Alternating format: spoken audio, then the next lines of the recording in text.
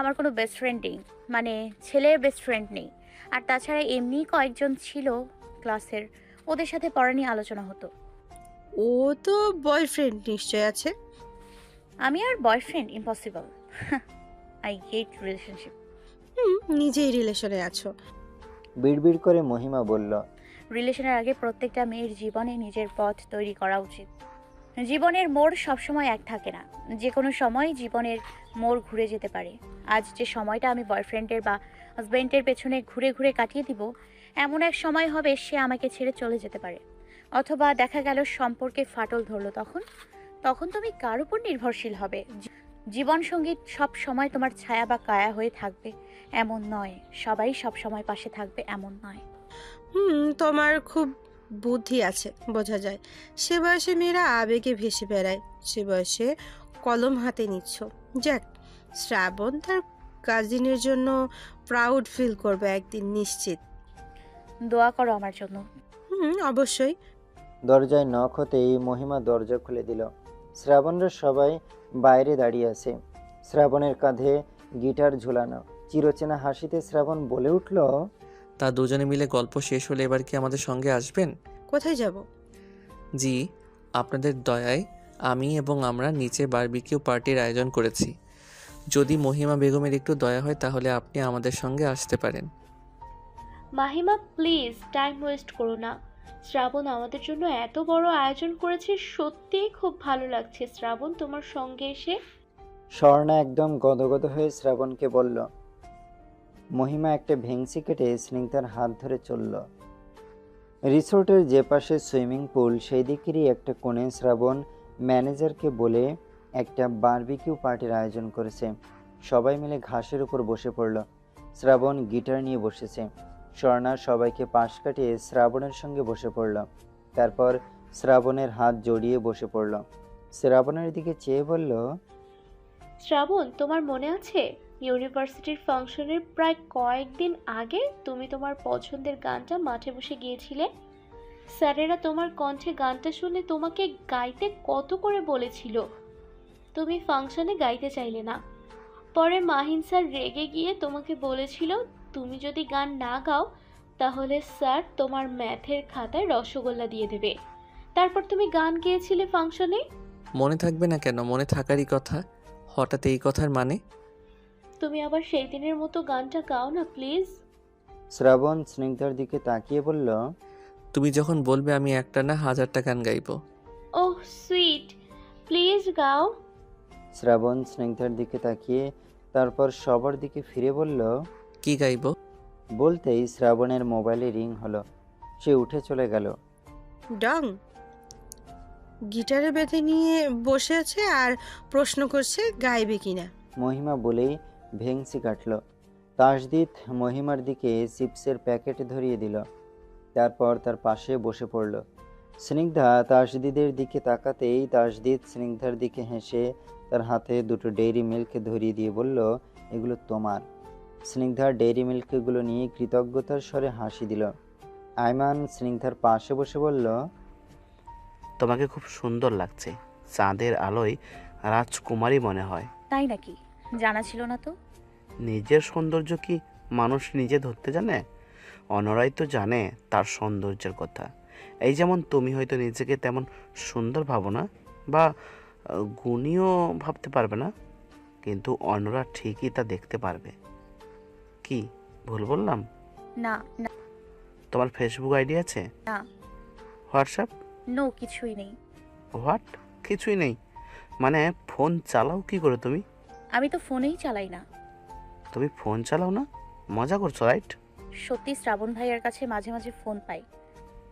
তোমার নিজের সেলফোন কিনে নিতে পারো না? শ্রাবণ ভাই বলেছে আমার পরীক্ষা ভালো হলে নতুন মোবাইল কিনে দেবে। আমি যদি তোমায় মোবাইল কিনে দিই? আমি মোবাইল চাই না। বাট আমার মনে হয় তোমার মোবাইল ইউজ করা উচিত, বিকজ আই লাইক। ওই শালা এদিকে আয়। বেটা যেখানে যাস সেখানে বায়া মানুষের সঙ্গে বসে থাকস, একটু জীবনটার উপভোগ কর। বলেই দুটো কিল দিয়ে দিল উৎপল। যা ভাগ, সব জায়গায় তুই আমার পিছনে পড়ে থাকিস। বাইরে জায়গা বুঝে ফ্লার্ট করতে হয়। উৎপল চুপ কর হারামি। উৎপলকে টেনে নিয়ে গেল আয়মান। এই উৎপলটা সব সময় সব জায়গায় একটা গন্ডগোল পাকাবেই। শ্রাবণ গান গাইতে গিটার নিয়ে বসে গেল। ইয়ে, সবাই হাততালি দিচ্ছ না কেন? হাততালি দাও, শ্রাবণ ভীষণ ভালো হয়েছে। এই তোমাদের মধ্যে একজন গান গাও তো। এই তোমার নাম কি? স্নিগ্ধা, তুমি একটা গান গাও তো দেখি। আমি গান পারি না। তুমি গান পারবাও না? স্বর্ণার নাক ছিটকে বলল। মহিমা স্নিগ্ধাকে ধাক্কা দিয়ে বলল, ও কিন্তু মানুষ সুবিধার না। ও একবার কারো ধুত হুড়ে মজা পেলে বারবার তার দুর্বল জায়গায় আঘাত করে। তুমি নিশ্চয়ই চাও না কেউ তোমাকে আঘাত করুক। স্নিগ্ধা মহিমার দিকে তাকালো তার কথা শুনে। সত্যি তো, সে তো দুর্বল নয়। স্নিগ্ধা শ্রাবণের সামনে দাঁড়ালো। কি কোনো সমস্যা? ভাইয়া গিটারটা লাগবে। গিটার লাগবে? হুম। শ্রাবণ গিটার দিতেই স্নিগ্ধা গিটারটা হাতে নিয়ে গাইতে শুরু করলো। স্নিগ্ধার গান শুনে সবাই মুগ্ধ হয়ে শুনছিল। আবার মায়ের গান শুনে সবাই কেমন ইমোশনাল হয়ে গেল। স্বর্ণা সবার দিকে তাকিয়ে বলে উঠল, ওহ প্লিজ, তোমরা বেড়াতে এসেছো এখানে, এসে এই পরিবেশটাকে একদম গুমুট করো না তো। একজন ইমোশনাল গান গাইলো আর অমনি সবাই মিলে কাঁদতে শুরু করে দিলে। ডিসকাস্টিং। শ্রাবণ স্নিগ্ধার দিকে চেয়ে আছে। এত সুন্দর করে মেয়েটা গান গাইতে পারে তার জানাই ছিল না, অথচ মেয়েটা গান করেই না। অবশ্য সে কখনো গান পারে বা স্নিগ্ধার ভেতরে থাকা হিডেন ট্যালেন্টগুলো যাচাই করেনি। এখনো পর্যন্ত স্নিগ্ধার পড়া আর স্নিগ্ধার চালচলনেই নজর দিয়েছে। তাসজিদ, কি? দুইজনের জুটিটা খুব ভালো না রে? কোন দুজন? স্নিগ্ধা আর শ্রাবণের। হুম। দুজনেই গানের মানুষ, দুজনেই ঝগড়ুটে। একজন টক আর মিষ্টি, একজন ঝাল। স্নিগ্ধা একদম অপোজিট। স্নিগ্ধা তোর থেকে ভালোই আছে। তুই তো এত বড় মেয়ে হয়ে বুঝিসই না কে তোকে চায়। কে চায়? থাক, আর জানতে হবে না। সারা রাত সবাই মিলে হই হুল্লোড় করে ঘাসের উপর বসে গল্প করলো। খেয়ে দিয়ে যে যার রুমে চলে গেল। স্নিগ্ধা মামির সঙ্গে ফোনে কথা বলে বিছানায় শুয়ে পড়ল। মহিমাও বিছানায় বসতে চাইল, কিন্তু দরজায় নক হতেই তার শোয়া হলো না। দরজা খুলেই দেখলো শ্রাবণ দাঁড়িয়ে আছে। কি চাই? আমার বউ কই? বরের একদম সইছে না। তোর বউ ঘুমাই রে পাগল। এখন আসছিস, কিছু বলবি? শ্রাবণ মাথা চুলকে লাজুক হেসে বলল, কিছু না, এমনি। কোনো সমস্যা হলে বলিস। তোকে বলতে হবে কেন? হোটেলের সার্ভেন্টরা আছে না? বেশি কথা বলিস না, যা ঘুম দে, আর দরজা ভালো করে লক করে ঘুমিয়ে নিস। আচ্ছা। ঘুম ভেঙে গিয়েছে স্নিগ্ধার। পরপর দুবার মোবাইলে রিং হতে মোবাইল তুলে নিয়ে দেখলো শ্রাবণের ফোন, তাও মহিমার ফোনে। মহিমাকে জাগিয়ে ফোন ধরিয়ে দিল সে। ঘুম জড়ানো কণ্ঠে মহিমা ফোন ধরতেই ওপাশ থেকে শ্রাবণ বলল, কি রে, এখনো ঘুমিয়ে আছিস? আহ, তোর মতো বউ যার কপালে থাকবে তার কপাল খুব খারাপ। আনরোমান্টিক বউ হবি তুই। ও শালার কপাল পুড়ে কয়লা হয়ে যাবে। চুপ কর শ্রাবণ, না ঘুম ভাঙিয়ে ডায়লগ দিচ্ছিস। তাড়াতাড়ি নিচে আয় স্নিগ্ধাকে নিয়ে। কেন? এত প্রশ্ন করিস না। কিসের জন্য তোদের এনেছি ভুলে গিয়েছিস? তাড়াতাড়ি দুজনে মিলে নিচে আসবি। আমি তাসদিদ নিচে আছি। মহিমার স্নিগ্ধা রেডি হয়ে নিচে নেমে গেল। শ্রাবণ আর তাসদিদ দুজন বাইরে দাঁড়িয়ে কথা বলছে। শ্রাবণের দিকে তাকিয়ে বলল, তুই তোরটারি নিয়ে ওইদিকে দাঁড়াবি, আমি আমারটারি নিয়ে ঘুরে আসব। কেউ যদি আসে তাহলে ফোন করে জানিয়ে দিবি। স্নিগ্ধার মহিমার সামনে আসতেই শ্রাবণ স্নিগ্ধার হাত ধরল।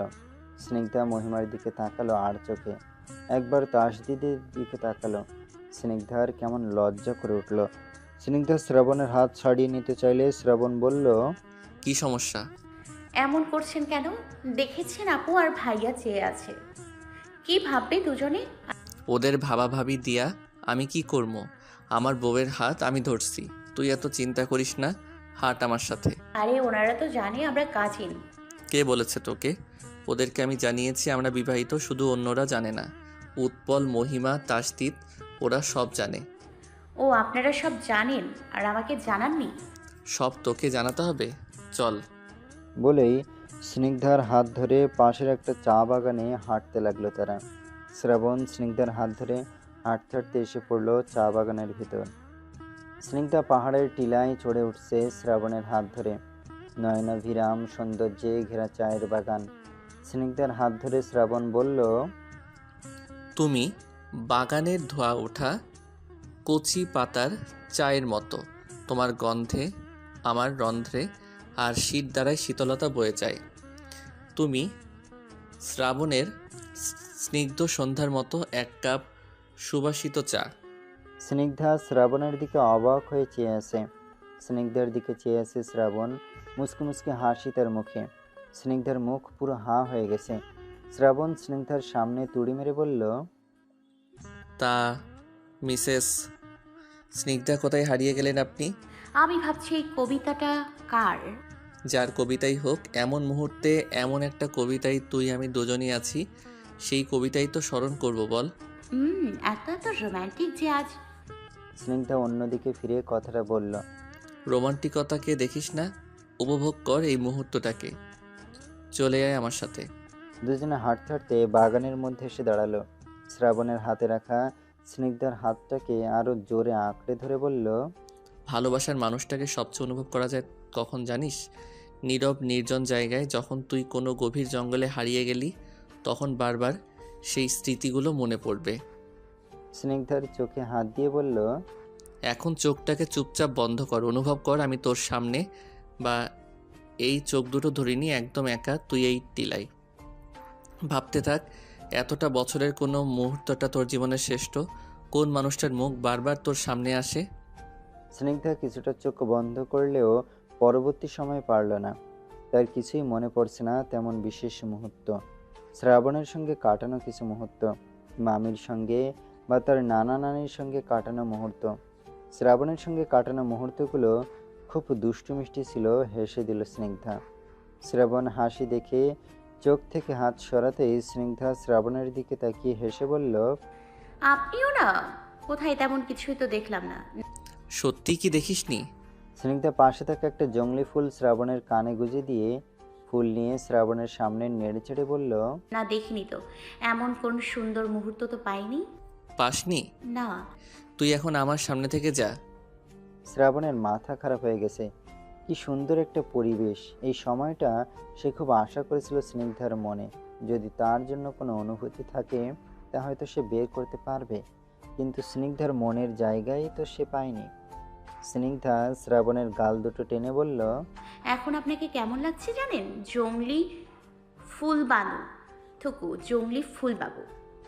পাহাড়ের ছোট্ট ছোট্ট টিলার ভাঁজে চা বাগানের মধ্যে গহীন অরণ্য হতে একটা জংলি ভুলক্রমে পথ হারিয়ে লোকালয়ে এসে পড়েছে। কানে তার জংলি ফুল।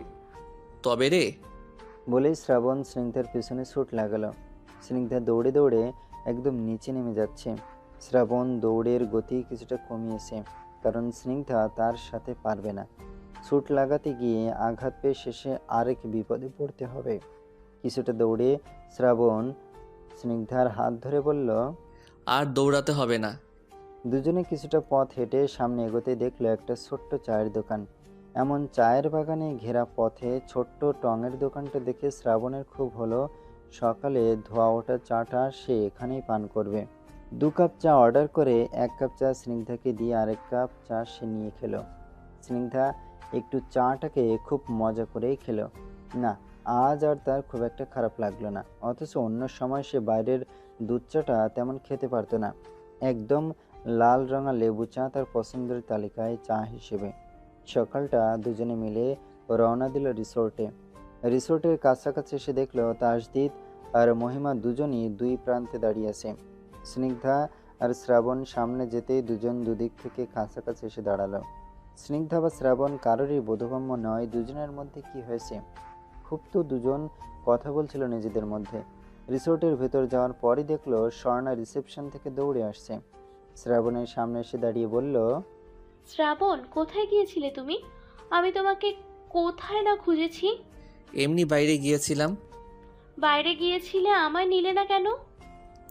স্বর্ণা, তোমাকে কি করে নিয়ে যাই বলো তো? স্নিগ্ধার মন খারাপ ছিল। কাজিন হিসেবে আমার দায়িত্ব ওর মন ভালো করা। সঙ্গে ওরাও গিয়েছে?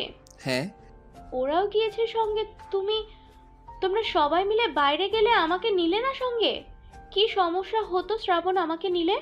সব সময় তুমি আমাকে অবহেলা করো। শ্রাবণ মনে মনে বলছে, প্রথম থেকেই তুমি আমার জীবনে এমনি প্রবেশ করেছো, অবহেলা করার মতো বা তোমাকে প্রায়োরিটি দেওয়ার কোনো ইচ্ছাই ছিল না আমার। তুমি শরীরে আঘাত করে অসুস্থ হয়ে আমার কাছে ভালোবাসার দাবি নিয়ে এসেছিলে। এসব ভাবতে ভাবতে শ্রাবণ জবাব দিল, এরপর ঘুরতে গেলে নিয়ে যাব তোমাকে। প্রমিস? প্রমিস। আয়মান স্নিগ্ধার সামনে দাঁড়িয়ে বলল, হাই কিউটি। হাই। সকাল সকাল মানুষ হেসে দিন শুরু করে, আর তুমি কিনা সকালটা মন খারাপ দিয়ে শুরু করলে। মন যা ভাবছিল তা আপনাকে দেখে খারাপ হয়ে গেছে। কি বললে? বললাম হাসি জিনিসটা একটা অনুভূতির প্রকাশ। সব সময় যে হাসি হাসি ভাব থাকবে বা মন ভালো থাকবে তেমন কোনো কথা নেই। আসলে শত হলেও আমি মানুষ। সব সময় যে প্লাস্টিকের হাসি ঝুলিয়ে রাখতে পারবো তাও নয়। আশা করি বুঝতে পেরেছেন বিষয়টা। হয়তো তোমার মুড সুইং হচ্ছে, ব্যাপার না। আসলে এই সময়কার মেয়েদের হুট করে মুড সুইং হয়, ইটস নর্মাল। কিন্তু তোমার উচিত কারোর সঙ্গে মন খুলে কথা বলার। আই মিন, কোনো ভালো সঙ্গী খুঁজে তাকে সব শেয়ার করা। এই ক্ষেত্রে তুমি আমাকে সব বলতে পারো বন্ধু ভেবে। কথাটা হেসে বলে দিল স্নিগ্ধা। বলে হেসে স্নিগ্ধার দিকে ফিরে তাকিয়ে দেখলো স্নিগ্ধা পাশে নেই। আশেপাশে তাকিয়ে দেখলো সে। চোখ পড়ল মহিমা আর উৎপলের দিকে। স্নিগ্ধা উৎপলের সঙ্গে দুষ্টুমি করছে। উৎপল মহিমার চুল ধরে টেনে দিচ্ছে। আয়মান নিজের মনে হেসে দিল। মেয়েটা যতটা গম্ভীর দেখায় সে আসলে ততটা গম্ভীর না। উৎপল দুষ্টুমি করে মহিমার হাত ধরে বলল, প্রিয়া, আমাকে ছেড়ে যেও না কখনো, ভুলে যেও না প্রিয়া।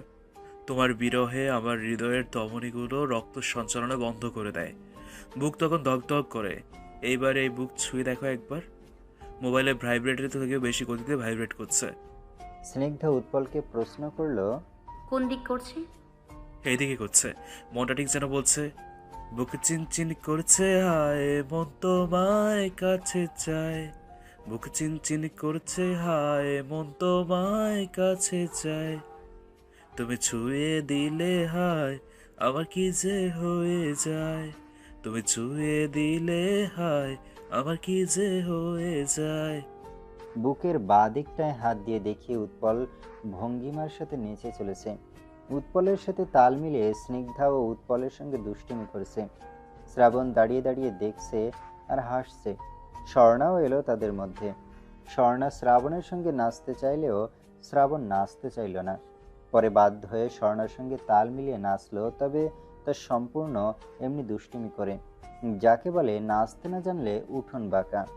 স্নিগ্ধার দিকে দু একবার চোখ পড়তেই শ্রাবণ চোখ টিপ দিল আর স্নিগ্ধা তাকে ভেংসি কেটে দিল। শ্রাবণ প্রত্যুত্তরে হেসে দিল। পুরোটা সকাল সবাই মিলে দুষ্টুমি করার পর যে যার রুমে গিয়ে তৈরি হয়ে নিল, কারণ একটু পরেই আবার তাদের জাফলং যেতে হবে। শ্রীমঙ্গলকে বলা হলো বাংলাদেশের চায়ের রাজধানী। প্রতি বছর এই অঞ্চলে হাজারো পর্যটক আসে।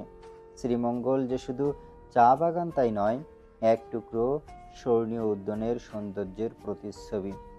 আহা, নয়নাভিরাম সবুজে ঘেরা এই অঞ্চলটিতে চোখ জুড়িয়ে যায়।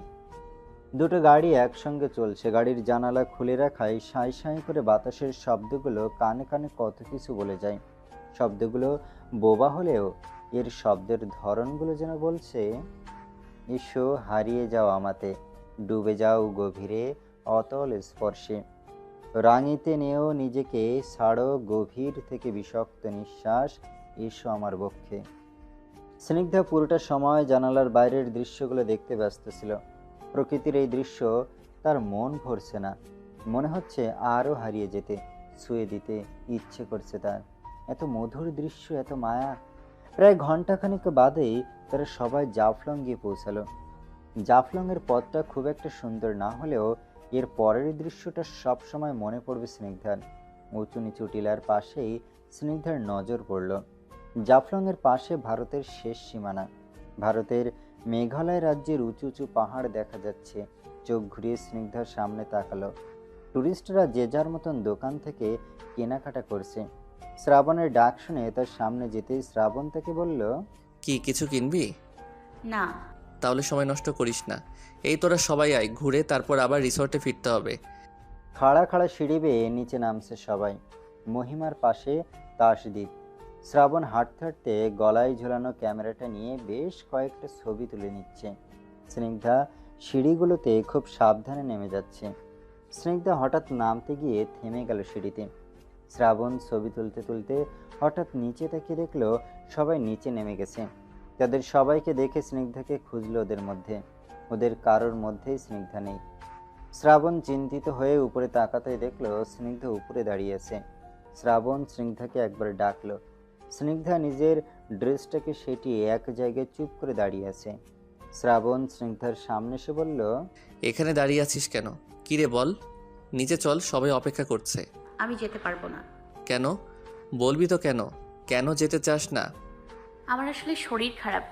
এই তো আসার সময় দিব্যি ঠিক ছিল, এখন কি হলো? শ্রাবণ স্নিগ্ধার হাত ধরতে চাইলে স্নিগ্ধা সরিয়ে নিল।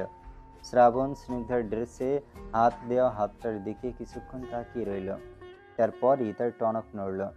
স্নিগ্ধার মুখটা কেমন ছোট হয়ে গেছে। শ্রাবণ স্নিগ্ধার গায়ে জড়ানো ওড়নাটাকে ভালো করে ওর শরীরে পেঁচিয়ে স্নিগ্ধার পিছনে দাঁড়িয়ে বলল, তুই হাঁটতে থাক, আমি তোর পিছন পিছন আসছি, কেউ দেখবে না। এত এত পাকা কথা বলিস, এইটুকু জিনিস হাজব্যান্ডকে বলতে পারিস না? কোন যুগে পড়ে আছিস কে জানে। নিচ থেকে সবাই শ্রাবণ আর স্নিগ্ধাকে ডেকে যাচ্ছে তাড়াতাড়ি আসার জন্য, দেরি হয়ে যাবে। পাশের একটা রিসোর্টের একটা রুমে ম্যানেজারকে বলে স্নিগ্ধাকে রুমের ব্যবস্থা করে দিল। কিছুক্ষণ বাদে দরজা খুলে রুমে প্রবেশ করে প্যাকেটে কিছু নিয়ে এসে স্নিগ্ধার হাতে ধরিয়ে দিল। স্নিগ্ধার সামনে না দাঁড়িয়ে রুম থেকে বেরিয়ে গেল সে। হাতে ধরে রাখা প্যাকেটটি নিয়ে স্নিগ্ধা খুব লজ্জায় পড়ে গেল। বিনা কথায় মানুষটা দূর থেকেই তার উপর নজর রেখেছে। আবার তাকে আলাদা করে নিজের সমস্যা উপস্থাপন করতে হয়নি, নিজেই বুঝে নিয়েছে।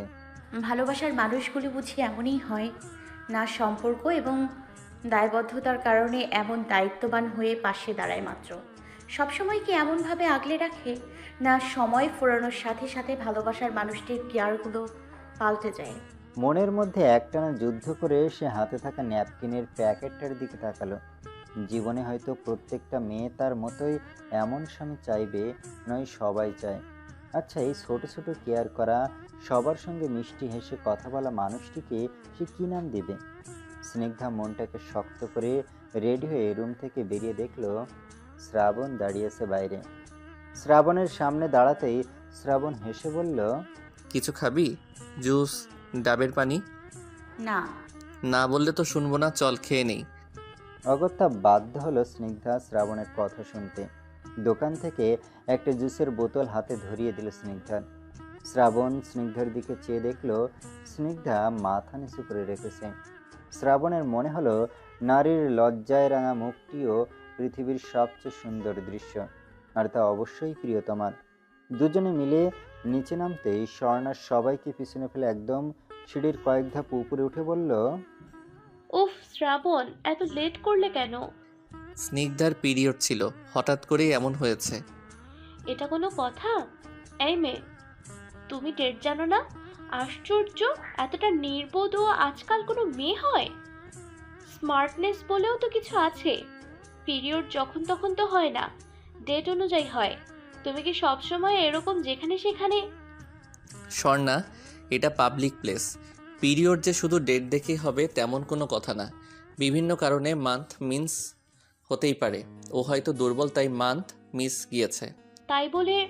Just shut up. তোমার কি কোনো সেন্স নেই? কোথায় কি বলো সব ভুলে যাও। আর তাছাড়া ওর দোষ কোথায় আমাকে বলতে পারো? মান্থ মিসটা অনেক কারণে হয় স্বর্ণা, এটুকু তুমি অবশ্যই জানতে। না জানার মতো কিছুই নয় এটা। হরমোনাল প্রবলেমের কারণে এমন হয়। বেশিরভাগ সময় রক্তশূন্যতার ফলে মান্থ মিস হয়। এই বিষয়গুলো নিয়ে দোষারোপ করাটা তোমার মতো স্মার্ট এডুকেটেড মেয়ের থেকে আশা করা যায় না স্বর্ণা। খুব স্মার্ট তুমি, কিন্তু এখনও স্মার্টনেসটাকে আয়ত্ত করতে পারলে না। Very sad. একটা কিশোরী মেয়ের সঙ্গে যেভাবে রুড বিহেভ করেছো তুমি, আমাকে খুব ভাবাচ্ছে। তুমি কি আসলে কোনো সুস্থ স্বাভাবিক মেয়ে? না হলে মেয়ে হয়ে একটা মেয়েকে নিয়ে এ ধরনের মন্তব্য করতে লজ্জা করলো না?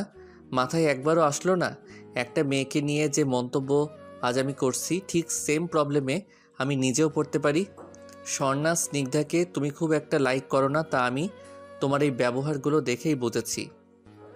কিন্তু এখন যা করলে তা একদম বেশি করেছো তুমি। তুমি জানো এখন যে কথাগুলো বলেছো তাতে আমার মনে হয় লোয়ার ক্লাসের মেয়েদের কাতারে ফেললেও একদম লোয়ার কোয়ালিটির মেন্টালিটি তোমার। তোমার মধ্যে শিক্ষিত সমাজের শিক্ষিত বীজই তো নেই। হাতে পায়ে বড় তো হয়েছো, পড়াশোনা করছো, তবে যে শিক্ষায় একজন আদর্শ মানুষ হওয়া যায় তাই তো রপ্ত করতে পারোনি। মানুষকে সম্মান দিয়ে কথা বলাই তোমার মধ্যে নেই। তুমি সম্মানের কি বুঝবে, আঘাতের কি বুঝবে? এতগুলো মানুষের সামনে তুমি ওকে অপমান করছো। এই জিনিসটা ভেবে দেখলে না তোমারও এমন একটা মুহূর্ত আসতে পারে, তুমিও তো ওর মতো মেয়ে। আজ ওর যা হয়েছে তা যদি 100-র মধ্যে 80% মানুষ যদি স্বাভাবিকভাবে স্বাভাবিক প্রক্রিয়া মেনে নেয়, তবুও তোমাদের মতো কিছু আতেল আর অসভ্য মূর্খরা জায়গায় দাঁড়িয়ে অপমান করে এই কথাটা বলবে, কারণ তারা নিজেদের জ্ঞানী ভাবে। আসলে জ্ঞানী লোকেরা মানুষের ভুল সামনে বা অপমান করে নয়, সুন্দরভাবে তাকে বুঝিয়ে দেয়।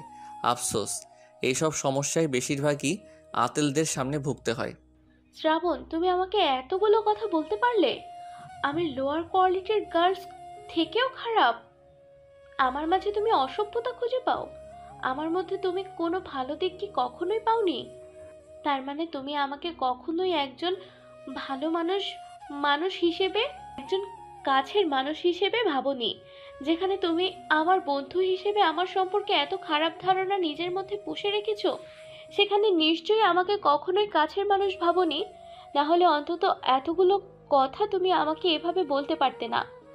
আচ্ছা শ্রাবণ, তুমি কি কখনোই আমাকে ভালো বন্ধু বা কাছের মানুষ বা এর থেকেও খুব কাছের কেউ কখনোই ভাবোনি?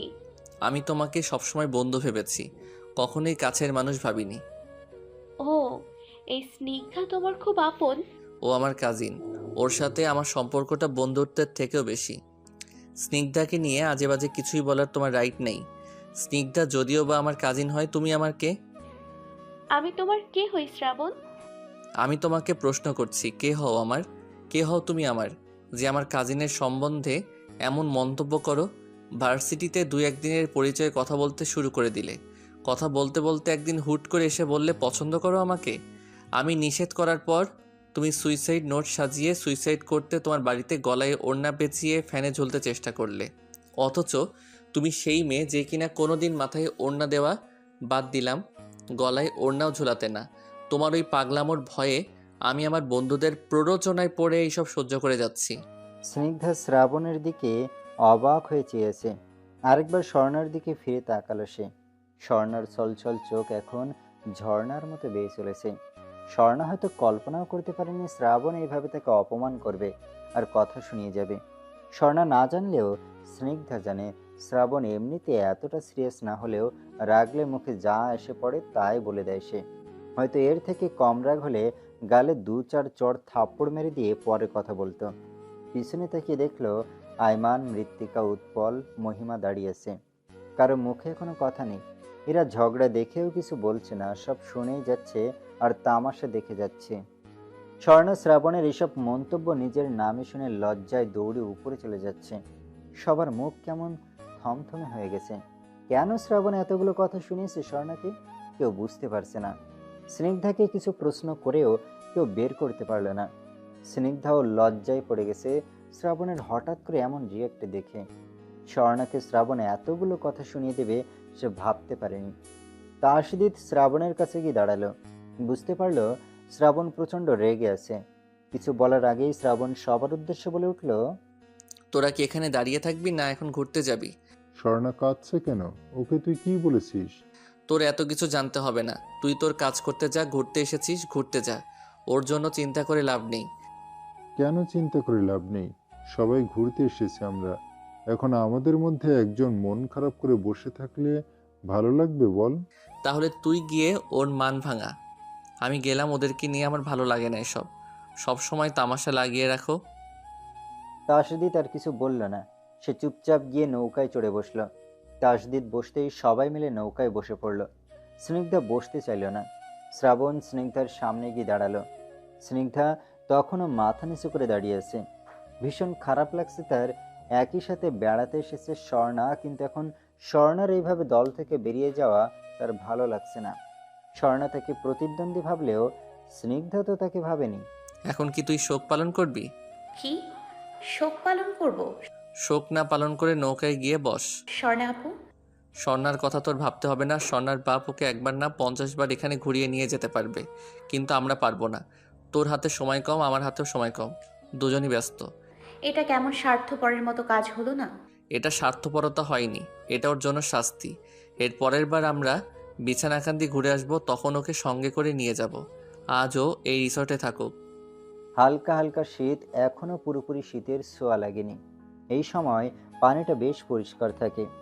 জুন জুলাই মাসে এই অঞ্চলে বৃষ্টি খুব বেশি হয়, তাই এখানকার পানিগুলো বেশ ঘোলাটে হয়। বৃষ্টির পানিতে পাহাড়ি ঝর্ণার স্রোত আর পাহাড়ের পলিমাটিগুলো পানিতে মিশে একদম ঘোলাটে বর্ণ ধারণ করে। সেই তুলনায় শীত মৌসুমে একদমই পরিষ্কার থাকে, তবে ঝর্ণাগুলোর আকৃতি একদমই কম হয়ে যায়। পানি কম এবং স্বচ্ছ বলে নিজের পাথরগুলো বেশ পরিষ্কার দেখা যায়। নৌকা থেকে কিছুটা দূরেই ভারতের মেঘালয় রাজ্যের ডৌকি নদীর ব্রিজ। পাহাড়ের খাজে আর সৌন্দর্য বৃদ্ধি যেন আরও বেশি হয়েছে এই বৃষ্টির কারণে।